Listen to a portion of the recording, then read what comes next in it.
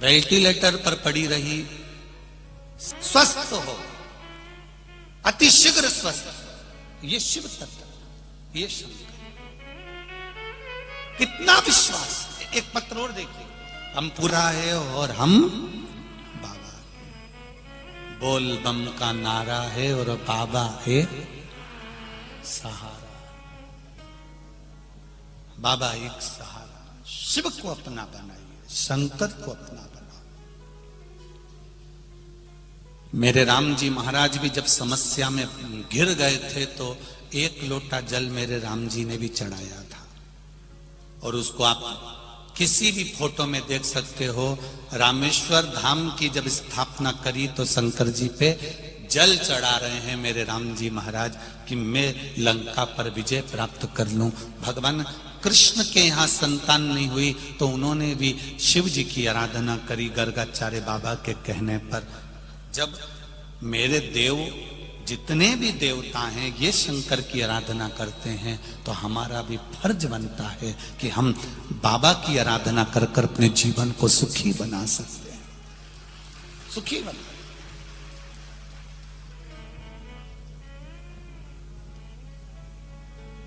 बैठा है वो अलमस्त, पिता का दरवाजा और परमात्मा का दरवाजा कभी बंद नहीं होता। एक बेटा पिता से झगड़ा कर कर चले गया, मुझे तुम्हारे साथ नहीं रहना, मुझे जाने दो। बेटा गया, शहर में पहुंच गया, मित्र मिल गए क्योंकि प्रॉपर्टी का हिस्सा लेकर गया था।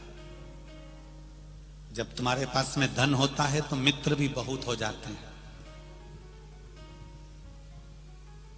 बहुत प्रशंसा करने वाले मित्र मिल जाएंगे, ताली मित्र।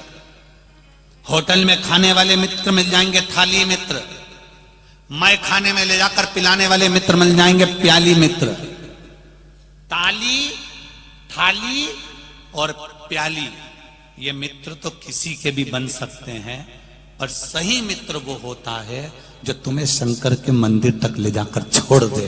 वो मित्र बड़ा कठिन से मिलता है। मंदिर को छुड़ाने वाले मित्र ढेर मिल जाएंगे, भगवान के पास छुड़वाने वाले। भगवान के मंदिर मत जाओ, भगवान के पास जाकर क्या करोगे? क्या होता है पानी? पत्थर पर दूध चढ़ाने से क्या होता है? जल चढ़ाने से क्या होता है? बेलपत्र चढ़ाने से। भगवान को छुड़ाने वाले, भगवान से दूर करने वाले, परमात्मा से दूर करने वाले मित्र बहुत मिल जाएंगे, पर परमात्मा के करीब भेजने वाले, भगवान के पास लेकर छोड़ने वाले मित्र बहुत कम मिलते हैं। जो आपसे कहें चल गाड़ी पे बैठ, अभी अपन शंकर जी को लोटा भर के जल चढ़ा के आते हैं, चल गाड़ी पे बैठ, अभी दर्शन करके आते हैं, चल अपने मालेगांव में कथा हो रही है, 25 किलोमीटर दूर है, चल गाड़ी पे बैठ, 25 किलोमीटर तक चलते हैं। इतनी दूर? वाह वाह वाह। आज के छोरा छोरी की शादी करने के लिए तो इतनी दूर जा रहे, गोवा, भुवनेश्वर। बोलो सही है कि गलत है? छोरा छोरी मालेगांव के और शादी कर रहे वहां जाके। छोरा छोरी की शादी करने वाले मालेगांव से जब इतनी दूर जा सकते हैं तो वो शादी करने वालों से भी निवेदन है कि फिर शिव पुराण तक क्यों नहीं आ सकते? जरा विचार तो करो। छोरा छोरी की शादी कर, अच्छा विचार करो, छोरा छोरी की शादी करी पर उसकी कोई गारंटी नहीं है कि छोरे की बहू तुमको 2 रोटी दे देगी। उसकी कोई गारंटी नहीं है, पर इस बात की गारंटी हम लेते हैं कि शंकर की कथा अगर दिल से सुनी है तो पेट तो मेरा महादेव भर ही देगा, ये निश्चित है। शादी में 50 लाख, 1 करोड़, 25 लाख, 20 लाख रुपए खर्च करे, कोई गारंटी नहीं कि बहू 2 रोटी देगी, गरम रोटी देगी, ये कोई गारंटी नहीं। अब वो गरम रोटी दे रही है कि गरम गरम डंडे दे रही है, इसका कोई गारंटी नहीं। कोई गारंटी। अब वो तो कौन के गुरुजी, अब तुमसे हम पूछें तो कोई तुम बोलोगी, बस चेहरा उतार के बैठी रहोगी तो में गुरुजी समझ जाएगा पापड़ी की हालत वैसी ढीली है, कई करे उसमें क्या बोले।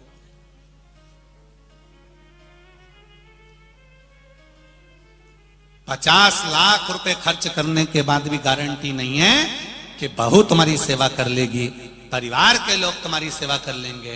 इतना बड़ा महल बनाया, बंगला बनाया, 4 गाड़ी, 25 लाख की, 30 लाख की गाड़ी रखी, तो भी गारंटी नहीं है कि तुम्हारी दुख की घड़ी में तुम्हारे परिवार वाले खड़े मिलेंगे। जब शरीर में रोग होता है, कष्ट होता है, बीमारी होती है, अकेले वेंटिलेटर पर पड़े होते हो, अकेले आईसीयू में पड़े होते हो, डॉक्टर आता है दवाई देकर चेक कर कर चले जाता है, परिवार वाले कमरे के बाहर, आईसीयू के बाहर, वेंटिलेटर के बाहर खड़े हैं, बस बैठे बैठे सोच रहे बहुत अच्छा, क्या पता क्या हो गया, आंख में आंसू भी आ रहे, भगवान इनको ठीक कर देना। भगवान बोले पूरी जायदाद के तुम हिस्सेदार हो, पूरी जायदाद, पर किसी के दुख के हिस्सेदार नहीं हो। मनुष्य को अकेला भोगना है, कोई दूसरा नहीं भोगे, अकेला। कितनी विचित्र कथा है वो रत्नाकर की, कितनी विचित्र। तमसा नदी के तट पर जंगलों में बहुत सारे जंगल में रहने वाले, वन में विचरण करने वाले आदिवासी गण रहते, जो वहां से निकल कर जाता उसको लूट लेते।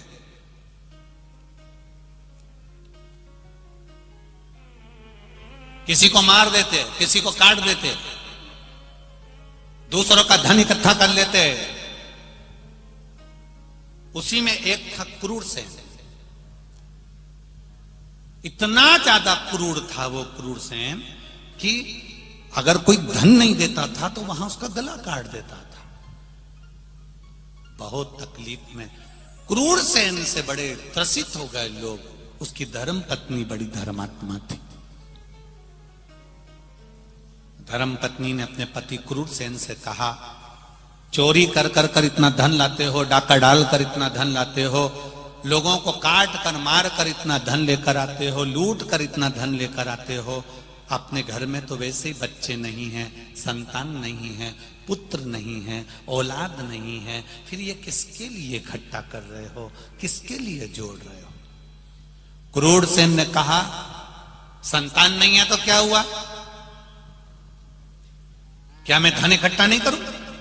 पत्नी ने समझाया, क्रूर सेन नहीं माना तो कह दिया, कल तेरे संतान नहीं है तो मैं किसी की संतान उठा के ले आऊंगा। पत्नी हाथ जोड़ के बोली, किसी मां का क्यों दिल दुखाना? अरे जब उसके यहां संतान हो गई, थोड़े दिन रोएगी, उसके घर में दूसरी संतान हो जाएगी, कम से कम तेरी गोदी तो भरा जाएगी, अपनी जायदाद संभालने वाला तो कोई मिल जाएगा।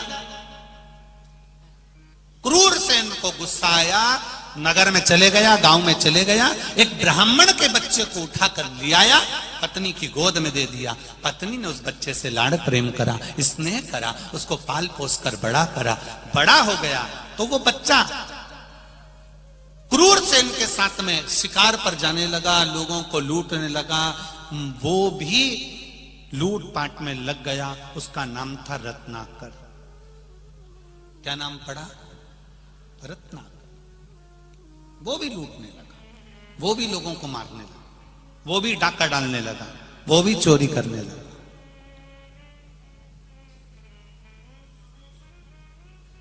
मां को बड़ा दुख होता कि मेरी औलाद, बताओ, ये भी ऐसा काम में लग गई। एक लगा हुआ था, ठीक था, पर पिता के ये भी ऐसा चोरी करे, ये भी डाका डाले, ये भी लोगों को मारे, ये कहां का तरीका है? तो उसको मां को बड़ा दुख होता था। धीरे धीरे रत्नाकर जब बड़ा हुआ, शादी कर दी, बच्चे हो गए, सब कुछ आनंद हो गया, बहुत बड़ा डाकू बन गया, बहुत बड़ा डाकू। एक दिन